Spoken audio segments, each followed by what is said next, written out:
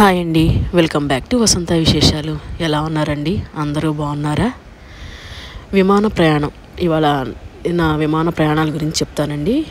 విమాన ప్రయాణం అంటే నా చిన్నప్పుడు ఆడుకునేటప్పుడు విమానం ఆకాశంలోంచి వెళ్తుంటే విమానానికి టాటా చెప్పడం చాలా సరదాగా ఉండేదండి.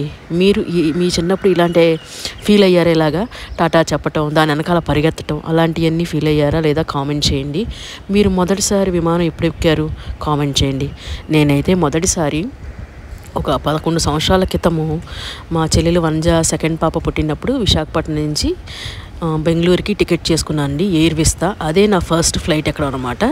అప్పటి నుంచి ఇప్పటి వరకు కొంచెం ఫ్లూయెంట్ జర్నీసే చేస్తున్నాను. విమానంలో ప్రయాణం చేయటం ఒక భగవంతుని అనుగ్రహమే అనుకోవాలండి. ప్రతిసారి నేను విమానం ఎక్కినప్పుడు భగవంతునికి థ్యాంక్స్ చెప్పుకుంటాను. ఎందుకంటే చాలామందికి డబ్బులు ఉన్నా సరే విమానంలో ఎక్కే అవకాశం రాకపోవటం, లేకపోతే కొన్ని కారణాల వల్ల ఎక్కలేకపోవటం అలా జరుగుతూ ఉంటుంది కదా. మొదటిసారి మీరు ఫ్లైట్ ఎక్కినప్పుడు మీరు ఎలా ఫీల్ అయ్యారండి? నేనైతే ఫస్ట్ ఫ్లైట్ ఎక్కినప్పుడు ఎగ్జైటింగ్గా ఫీల్ అయ్యాను. తర్వాత స్టార్ట్ అవుతుంది కదా, టేక్ ఆఫ్ చేసేటప్పుడు గుండె జారి పొట్టలోకి వచ్చేసినట్టుగా, పొట్టలో చెక్కలు గింతలు కలిగినట్టుగా అనిపించినదండి. మీకు ఫస్ట్ ఫ్లైట్ ఎక్కినప్పుడు ఎలా అనిపించినదో కామెంట్ చేయండి. ఇదిగోండి, మేము విశాఖపట్నం నుంచి వెళ్ళేప్పుడు ఎప్పుడూ మాకు సముద్రం మీద నుంచే వెళ్తుంది.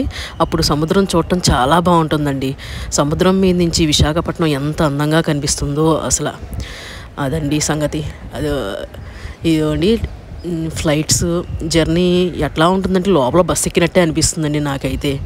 ఎక్కటం దిగటం లోపల ఏమి అంత ప్రశాంతంగా ఉంటుందండి. ఆ ఎయిర్ హోస్టర్స్ వస్తుంటారు వెళ్తుంటారు, డిస్టర్బెన్స్గానే ఉంటుంది. వీడియో నచ్చితే లైక్ చేయండి, షేర్ చేయండి, సబ్స్క్రైబ్ చేయండి.